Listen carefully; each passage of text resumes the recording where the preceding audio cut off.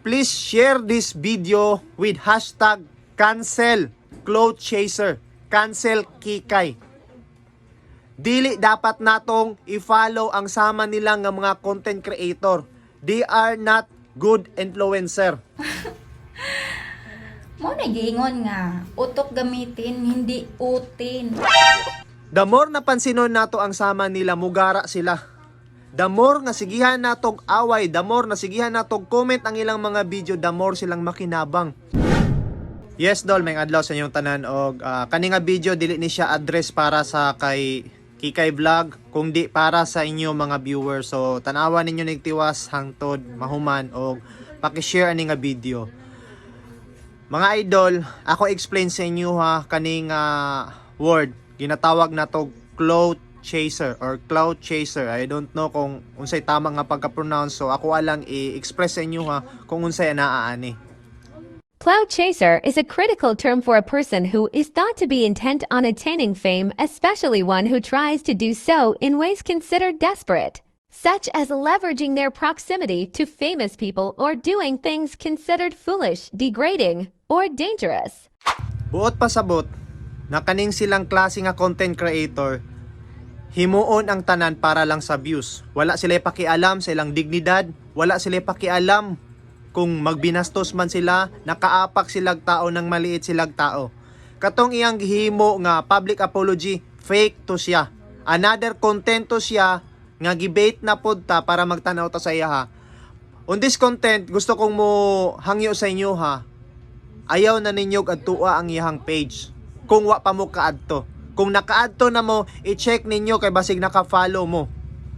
Kung tinuod mo nga wa ganahe og dili ganahan mo suporta sa ing-ani nga klase nga mga content creator, block and report. Report and block. Mo na pinakatama natong himuon.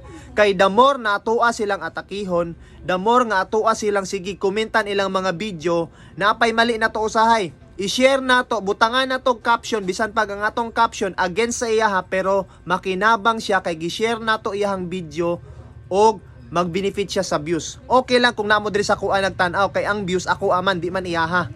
Ako ang mukita. Mangutana mo, kadungis asa pod padulong imong kitaon. Mga idol, mo ni akong bargain. Kung kani nga video moabot og 1 million views tungod sa inyong mga share, ang kitaon ani ihatag nako sa foundation, ihatag nako sa charity. Og ang katunga sa kitaon ani nga video ipang-apod-apod nako sa mga sharer, 100 kabok akong tagaan. Dili ni siya offer nga para mo daghan akong views, kung dili para mo spread ang information. The more napansinon nato ang sama nila, mugara sila. The more nga sigihan natong away, the more na sigihan natong comment ang ilang mga video, the more silang makinabang. Sad lang kay nagsugod ang iyahang video og buto, naa pa lang to sa 17,000 ang iyahang followers. Karon 30k plus na. So, porting daghana sa mga naga-ignore lang. Kung unsa ka, walay ayo ang iyang gipakita sa Facebook, still naga-follow lang yapon sa iyaha. Wala man siguro yung automatic follow, no? Kung ato ang tanawon lang mga video, naga-follow yun. So, ang akong maingon, BO tong mga naga-follow ani nila. Nga naman, nagapalagot na gani silag tao, nang inis na gani silag tao, nang disturb na silag tao, nang lait na silag tao, nang hambog na sila pag-ayo, pero ginatanaw o ginashare o ginakomentan yapon nato ilang video. Okay na lang unta na, ang worst pa dira, gi-follow pa nato. Guys, please share this video with hashtag cancel clout chaser, cancel kikay. Dili dapat natong i-follow ang sama nila nga mga content creator. They are not good influencer. Bad influencer. Dili angay sundan. Kung naatay angay sundon ng mga content creator, madako managmagamay katong mga nagahimog maayo, tinarong, motivation, pagtabang, pagpalipay, dili kay pang bad trip o pang inis. Dili pag panghambog, dili pag panglait, kung dili positibo. Although dili na to malikayan kay tao man ta, nga maapektuhan kung nay mga madungog nga inganang istorya, mo react yun ta. Pero ayaw na sa ilahang page. Block and report, report and block kana lang pinakadali para di na mo madisturbo sa ilahang mga content. Last na lang ni, tan-awon nato ning iyang giistorya diri aning iyang video. So mao to no, shout out ninyong tanan. Kasagaran sa mga na viral no kay mga gwapa. Sama na ako. Mo nagiingon nga utok gamitin hindi utin. 'Di ba?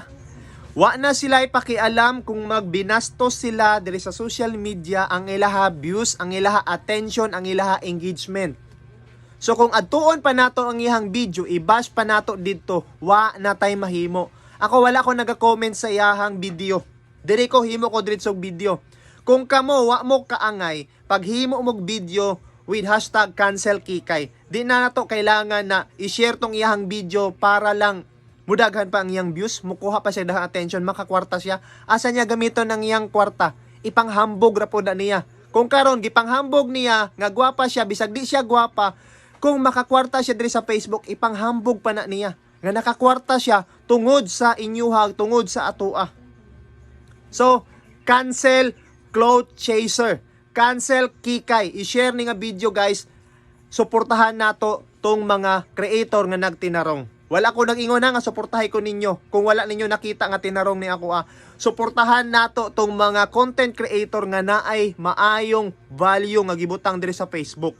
Enough sa mga ing-ani nga mga content creator na puros lang pagpapapansin.